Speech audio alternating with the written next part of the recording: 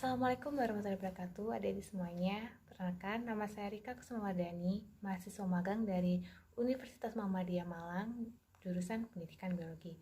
Nah, kemarin Kak Eka sudah mempelajari mengenai struktur dan fungsi gen, DNA, dan kromosom. Nah, untuk pertemuan kali ini kita akan mempelajari tentang proses pembelahan sel. Tujuan dari pembelajaran kali ini adalah siswa dapat memahami mengenai pembelahan sel dan tahap siklus sel. Yang kedua adalah siswa dapat menjelaskan setiap fase dalam pembelahan sel secara mitosis dan meiosis. Yang ketiga, siswa dapat menjelaskan dan mengetahui perbedaan gametogenesis pada hewan dan tumbuhan. Yang keempat adalah siswa dapat menyimpulkan persamaan dan perbedaan antara oogenesis dan spermatogenesis. Yang pertama, pembelahan sel. Pembelahan sel adalah peristiwa alami yang harus terjadi karena mempengaruhi kelangsungan hidup suatu makhluk hidup. Nah, pada pembelahan sel ini terdapat 3, yaitu amitosis atau pembelahan biner, yang kedua adalah mitosis, dan yang ketiga adalah meiosis. Nah, yang pertama adalah pembelahan amitosis atau pembelahan biner. Pembelahan amitosis biasanya terjadi pada organisme uniselular atau bersel satu, seperti bakteri, protozoa, dan mikroalga. Nah, setiap terjadi pembelahan biner, satu sel akan membelah menjadi 2 sel yang identik. Nah, seperti pada gambar ini tertera adalah pembelahan sel yang terjadi pada bakteri. Nah, pembelahan ini akan dimulai dari inti akan membelah menjadi 2, kemudian diikuti pembelahan oleh sitoplasma, dan akhirnya akan menghasilkan 2 sel anakan yang identik dengan induknya. Yang kedua adalah mitosis dan siklus sel. Pembelahan sel secara mitosis dapat menghasilkan 2 sel anakan yang sama dengan induknya yang terjadi dalam inti sel. Nah, pembelahan mitosis ini penting untuk pertumbuhan, perbaikan, dan penggantian sel yang mengalami kerusakan. Sedangkan siklus sel merupakan kejadian-kejadian yang berlangsung dengan urutan tertentu yang dimulai dari pembelahan sel dalam pembentukan sel anak. Nah, siklus sel ini terdiri dari 2 tahap, yaitu yang pertama ada interfase, yaitu fase persiapan pembelahan, dan yang kedua adalah fase mitotik. Fase yang pertama adalah fase interfase. Nah, fase interfase ini dibagi menjadi 3 subfase lagi. Yang pertama adalah fase G1, fase S, dan fase G2. Nah, fase G1 atau growth 1 yaitu mengalami pertumbuhan sel yang ditandai dengan pertumbuhan ukuran sel. Sedangkan fase S atau sintesis yaitu terjadinya duplikasi dan sintesis DNA. Dan fase G2 adalah terjadi proses sintesis protein. Nah, pada tahap ini persiapan menuju fase mitotik selanjutnya. Nah, fase yang berikutnya adalah fase mitotik. Fase mitotik sendiri dibagi menjadi 4 tahapan. Yang pertama adalah fase profase, metafase, anafase, dan telofase. Nah, yang pertama adalah profase.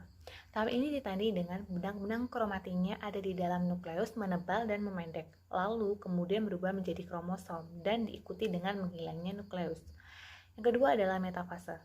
Nah, tahap ini ditandai dengan kromosom berada di bidang ekuator atau di tengah-tengah sel. Dan yang ketiga adalah anafase. Tahap ini ditandai dengan kromosom terbelah menjadi 2 bagian. Nah, lalu kromatid bergerak menuju ke arah kutub yang berlawanan karena ditarik oleh benang spindle. Nah, yang terakhir adalah telofase. Nah, tahap ini ditandai dengan pembentukan 2 buah nukleolus di dalam sel, lalu menghilangnya benang-benang spindle, lalu kromatid berubah menjadi kromosom dan kemudian berubah menjadi kromatin, lalu membran nukleus terbentuk kembali. Setelah fase interfase dan fase mitotik, ada satu lagi fase yang dinamakan dengan fase sitokinesis.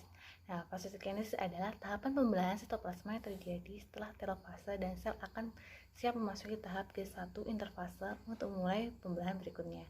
Nah, sitokinesis terjadi pada hewan dan tumbuhan itu berbeda. Nah, kalau pada sel hewan itu membran sel mengalami invaginasi atau pelekukan ke dalam selama telofase, sedangkan pada sel tumbuhan, benang spindle mulai tidak tampak selama telofase. Pembelahan sel selanjutnya adalah pembelahan meiosis. Pembelahan meiosis adalah proses pembentukan sel dengan 2 kali pembelahan yang menghasilkan 4 sel anak, yang masing-masing memiliki separuh dari jumlah kromosom sel induknya, di mana sel anak yang dihasilkan tidak sama persis atau tidak identik dengan sel induknya. Nah, pada meiosis ini terdapat 2 tahapan. Yang pertama adalah meiosis 1 dan meiosis 2. Yang pertama adalah tahap meiosis 1 yang terdiri dari profase 1, metafase 1, anafase 1, dan telofase 1. Yang pertama adalah profase 1. Nah, pada tahap ini dibagi menjadi beberapa fase seperti leptomnema, zigonema, paalkinema, diplonema, dan diakinesis. Yang kedua adalah metafase 1. Nah, pada tahap ini kromosom akan terlihat diikat oleh benang spindle pada bagian stromer, tepatnya adalah bagian kinetokor di mana kromosom homolog berada pada bidang ekuator dan kromosom homolog terlihat bertumpuk. Yang ketiga adalah anafase 1. Pergerakan benang spindle menarik kromosom homolog berlawanan arah, sehingga pada tahap akhir pada anafase 1, kromosom homolog berada di kutub yang berlawanan. Yang terakhir adalah telofase 1. Nah, pada tahap ini, masing-masing kutub memiliki satu set kromosom lengkap yang masih memiliki kromatid, kemudian akan terjadi pembentukan membran nukleus, serta benang spindle mulai menghilang. Nah, pada tahap akhir telofase 1 akan terjadi sitokinesis sehingga akan terbentuk dua sel anak dari hasil proses meiosis 1. Selanjutnya adalah tahap meiosis 2 yang terdiri dari profase 2, metafase 2, anafase 2, dan telofase 2. Nah, pada profase 2 ini dimulai ketika terbentuk sentrosom yang membelah menjadi dua sentriol yang bergerak ke arah kutub yang berlawanan, yang juga diikuti pembentukan benang spindle. Selanjutnya, membran nukleus akan menghilang. Selanjutnya, metafase 2.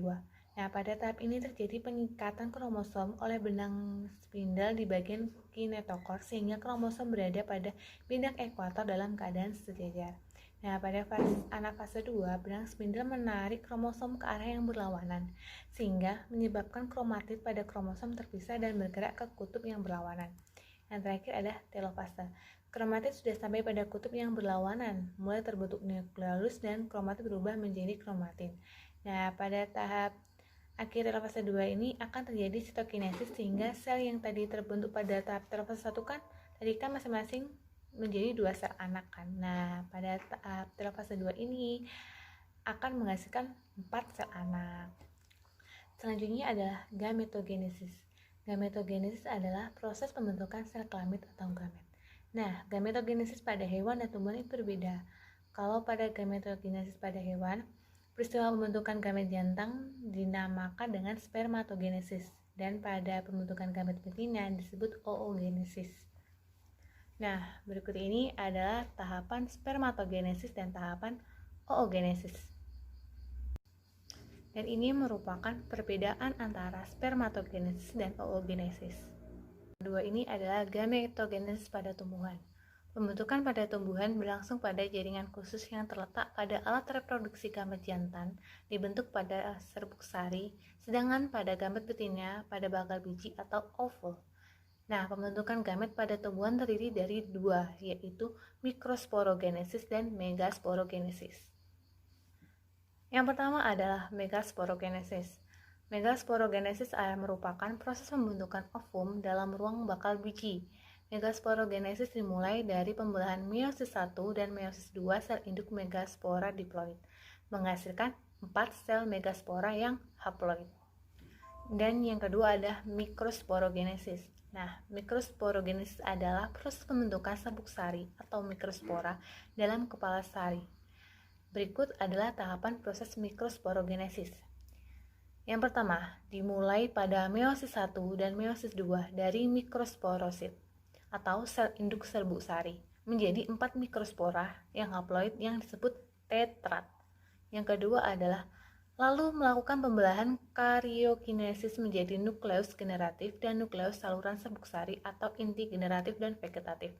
Yang ketiga adalah inti generatif membelah menjadi 2 sperma, dan yang terakhir adalah pada masa pembuahan inti vegetatif menuntun sperma ke ovum dan sperma akan membuahi ovum menjadi zigot dan IKL sekunder menjadi endosperma. Kesimpulan dari pertemuan hari ini adalah pembelahan sel dapat mempengaruhi kelangsungan makhluk hidup dan dibagi menjadi 3, yakni amitosis, mitosis, dan meiosis.